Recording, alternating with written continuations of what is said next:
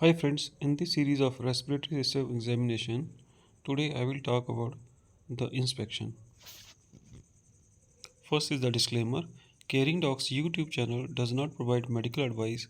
Information available on this channel does not offer diagnosis or advice regarding the treatment. Information provided by this channel is for educational purpose only. It should not be used as an alternative to healthcare professionals' diagnosis or treatment of any person or animal. Please seek the help of medical expert for diagnosis, prevention and treatment of medical illnesses. There is no endorsement for any brand or company. Overview of the respiratory system examination. I will be discussing the examination part in four heading: inspection, palpation, percussion, and auscultation. Why do we inspect the chest? It is very critical part of a respiratory system examination. Here we do the visual assessment to detect any abnormality, and it helps in forming a diagnosis for respiratory or other thoracic condition. General principles of chest inspection, they include patient's position, whether he is upright, seated, or lying. Sitting is the most of the examination is done in this position, and we also do in standing position also. Standing position is used to see what the condition of the spine and whether there is any shoulder drooping or not. Supine position is usually done to assess the shifting dullness in the chest. We have to ensure adequate exposure of the chest, and the inspection starts before touching the patient, that is hands off examination. Whenever we do the inspection, we have to see the signs of distress like breathlessness, cyanosis, any asymmetry in the chest wall or abnormal movement, body habitus, that is obesity, cachexia. In normal chest, the spine is central in position. Its shape is circular in infants and early childhood, elliptical in adults, and circular in old age. The vertical length is more than transverse diameter, and that is more than anteroposterior diameter. The ratio of transverse to anteroposterior diameter is 7 is to 5, and it is called Hutchinson's index. The subcostal angle is usually less than 90 or equal to 90 degree, and it is more acute in males. Various abnormal shapes or deformities of the chest are a flat chest, or we call it as a LR chest, when the anteroposterior ratio is 2 is to 1. Pectus carinatum is pigeon chest or keel chest. Here we see forward protrusion of the sternum, and it is seen in rickets and childhood respiratory diseases like asthma, can also be seen as a part of Marfan syndrome. Pectus excavatum is a funnel chest or cobbler's chest. It is a depression at the lower end of the chest, and it is seen in Marfan syndrome. It displaces the heart to the left, and ventilation capacity of the lung is restricted. Rachitic chest is funnel shaped keel breast. Here we see Harrison sulci, that is a horizontal groove where the diaphragm attaches to the ribs, and it is seen in rickets, chronic asthma, and patients of COPD. Vertical groove on either side of the sternum is rachitic rosary, that is bead-like enlargement of the costochondral junction, especially fourth, fifth, and sixth rib, and it is painless and seen in vitamin D deficiency. Then we have scorbutic rosary. Here we see sharp angulation of the ribs arising due to backward displacement of the sternum. It is painful and seen in vitamin C deficiency. Barrel shaped chest is seen in COPD and emphysema. Here the anteroposterior to transverse diameter is almost 1 is to 1. Here we see exaggerated thoracic kyphosis and wide subcostal angle. Then we have phthenoid chest. It is a combination of the LR and flat chest. Flail chest is paradoxical movement of the chest in fracture of three or more consecutive ribs. Shield-like chest is seen in Turner's or Noonan syndrome. The chest asymmetry is seen in deformities like scoliosis, kyphoscoliosis, and gibbous.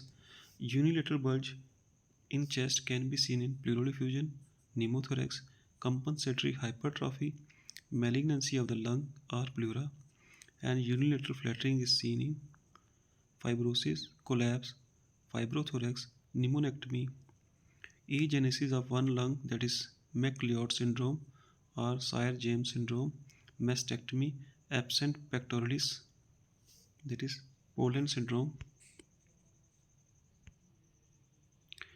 Local bulging can be seen in supraclavicular fullness, for example, Pankos tumor or lymphadenopathy, massive pleural effusion or tension pneumothorax, empyema necessitans. Here the cough impulse is present, aortic aneurysm, malignant infiltration, pericardial effusion, surgical emphysema. Local retraction can be seen in apical tuberculosis, that is Morin fossa or infraclavicular fossa, and local retraction is also seen in lung fibrosis. Coming to respiratory movements and patterns, we have to observe the symmetry of the movement between both sides of the chest. The normal breathing is regular, there is symmetrical chest expansion. However, the asymmetry can be seen in pneumothorax, pleural effusion, paradoxical movement like flail chest, and patient may use accessory muscles like intercostals and neck muscles.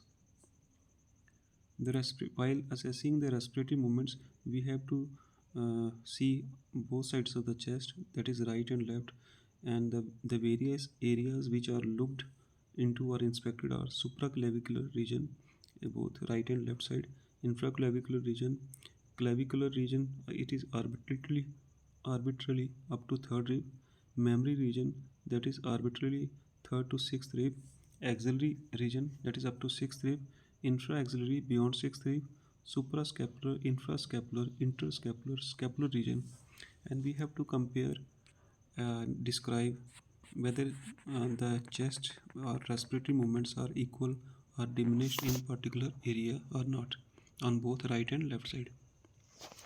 Then coming to respiratory rate and rhythm, as we know that normal respiratory rate is 14 to 16 breaths per minute, and it is observed patient can have labored or shallow breathing.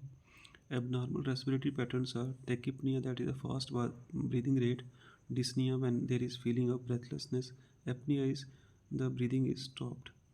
Abnormal respiratory patterns are giant stroke breathing, that is cycling between deep and shallow breathing, sometimes with brief pauses, often seen in severely ill patients, that is heart failure patient, narcotic poisoning, neurological disorders. It can occur in healthy elderly patient during sleep apnea. It is a pause in breathing during sleep. Central apnea is complete cessation of the respiratory efforts. Obstructive sleep apnea is blockage of the upper airway by soft tissues. Then we have to observe the patient for skin, nail changes and various color. We have to inspect for cyanosis, that is the bluish discoloration of the skin or the lips. Clubbing is the bulbous enlargement of the fingertips. It is a sign of chronic hypoxia, and skin lesion like scars, marks of surgery, rashes, or subcutaneous emphysema. Cyanosis, we have to differentiate whether it is a peripheral or central cyanosis. It may indicate hypoxemia. Pallor is suggestive of anemia or poor perfusion, and it is seen in tuberculosis, malignancy, and any cause of massive hemoptysis. Polycythemia, chronic respiratory diseases are usually associated with polycythemia. So, if the patient with COPD has anemia, look for other causes like GI bleed, CKD, or coexisting malignancy. Clubbing, it is often associated with chronic hypoxia, as in patient with COPD and lung cancer. Any visible sign like petechiae, rash, or abnormal pigmentation should be observed. Patient may show signs of icterus. In these patients are usually they develop icterus secondary to anti-tubercular treatment, or when they have atypical pneumonia like hemolytic jaundice. As a part of multiple organ dysfunction syndrome also, patient can have icterus, and rarely when there is metastasis to liver, patient can present with icterus also. We have to look for edema as seen in carpulmonary bronchiectasis. In bronchiectasis, there is hypoproteinemia is due to loss of protein in the sputum in the nephrotic range. It is secondary to amyloidosis. 100 ml of sputum can cause 3 to 4 gram of protein loss. Hypercapnia induced dilatation of the precapillary sphincters is there. We have to look for lymphadenopathy. We have to check for tracheal deviation. Normally, trachea is in the middle line or slightly towards right. Deviation could indicate tension pneumothorax, large pleural effusion, or a mass. Trail sign is the presence of tracheal deviation, and there is prominence of the clavicular head of the sternocleidomastoid of the same side. The investing layer of the cervical fascia splits to enclose the sternocleidomastoid and then falls back and continues as a pretracheal fascia. When there is tracheal shift to one side, the fascia covering the ipsilateral sternocleidomastoid relaxes and the sternocleidomastoid goes into state of contraction, making the clavicular head prominent. The sternocleidomastoid The clinical implication of the tracheal shift is that it suggests the upper mediastinal shift and indicates upper lobe fibrosis or collapse or effusion or pneumothorax. So, whenever there is tracheal displacement without cardiac impulse displacement, we should think of scoliosis, congenital sternum depression, or left ventricular enlargement. Mediastinal shift due to lung or pleural diseases can lead to tracheal shifting. Contralateral deviation of the trachea is seen in pleural fusion and pneumothorax, and ipsilateral deviation is seen in means same side. When the trachea is deviated to the same side, we should think of lung fibrosis or collapse. The apical impulse or apex beat normally it is 10 cm from the sternal margin in the mid clavicular line in the fifth intercostal space, and it's whenever it is shifted, it suggests the lower mediastinal shift. We have to examine the patient for drooping of the shoulder. Uh, Examine the standing patient from behind to look for position of the shoulder. Drooping of the shoulder indicates volume loss on that side, for example, as seen in patients with collapse, fibrosis, fibrothorax, pneumonectomy. Rarely it can be seen with the paralysis of trapezius. Associated features include prominent medial border of the scapula on the affected side. The space between the medial border of the scapula and the spine is decreased. Inferior at the angle of the scapula is at the lower level. Normally it is at the level of T7 vertebra. Then we have to examine the spine, look for position of the spine, look for scoliosis, kyphosis, lordosis, gibbus. In emphysema, there is exaggerated thoracic kyphosis. The causes of scoliosis are neuromuscular causes are spina bifida, Marfan syndrome, cerebral palsy, Friedreich ataxia, spinocerebellar degeneration, Charcot-Marie tooth disease, syringomyelia, poliomyelitis, muscular dystrophy like Duchenne's fasciculohumeral myotonic dystrophy. Degenerative causes are osteoporosis, post-spinal injury. Osteopathic causes are Klippel-Feil syndrome, congenital scoliosis and seen in Down syndrome, Prader-Willi syndrome, and the various respiratory diseases like fibrosis, fibrothorax. They can cause scoliosis. Some cases of scoliosis may be seen as idiopathic. The differentiation of congenital versus acquired scoliosis is made by asking the patient to bend forward. The acquired scoliosis disappears on forward bending, but congenital scoliosis persists. The various abnormal signs in respiratory system are sitting up and catching the edge. It is described in COPD where the patient sits up and fixes shoulder to use the latissimus dorsi for expiration. Tripod position. Here the patient is sitting leaning forward posture with their outstretched hands on their knees. In this position fixes and lifts the shoulder girdle and improves the function of pectoralis major and minor. Hoover sign. It is a paradoxical inspiratory indrawing of the lateral ribs cage, that is the costal margin, and it is a sign of chronic airflow obstruction. Pulmonary hyperinflation leads to loss of opposition of the diaphragmatic fibers, resulting in horizontal orientation of the fiber.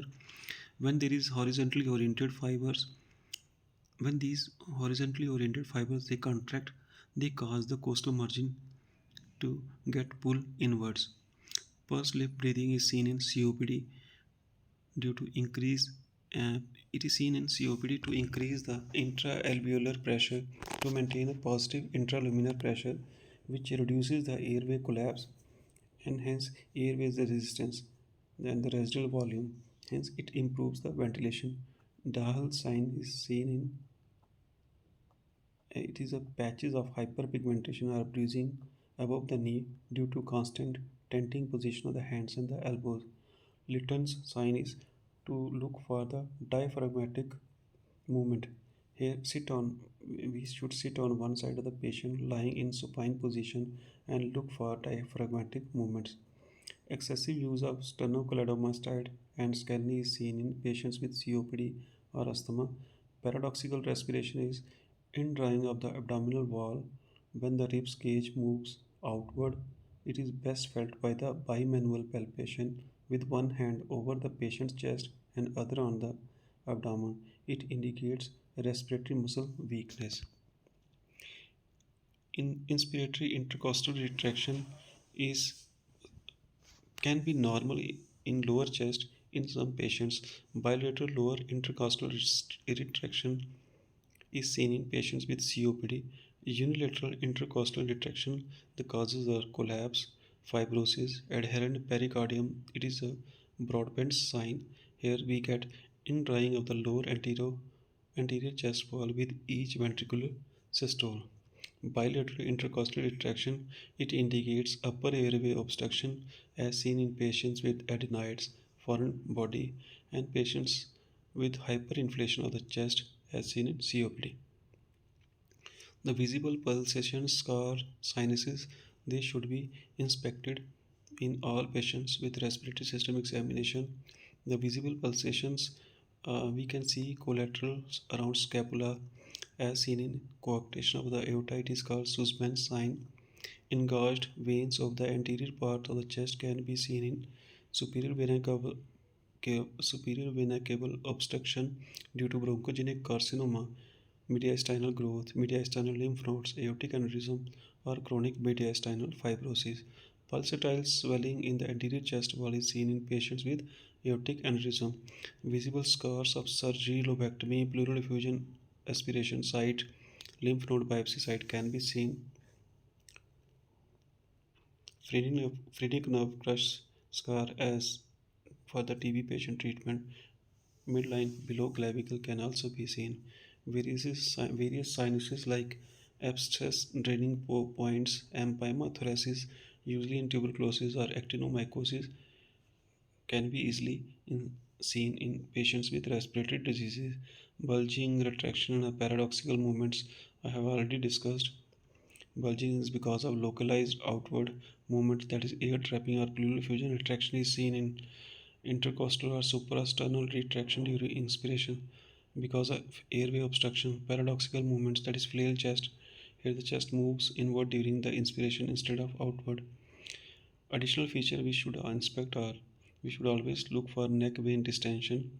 When they are distended, it suggests increased central venous pressure. Breathing sounds can be audible without stethoscope also, as in patient with stridor or patient who have wheezing.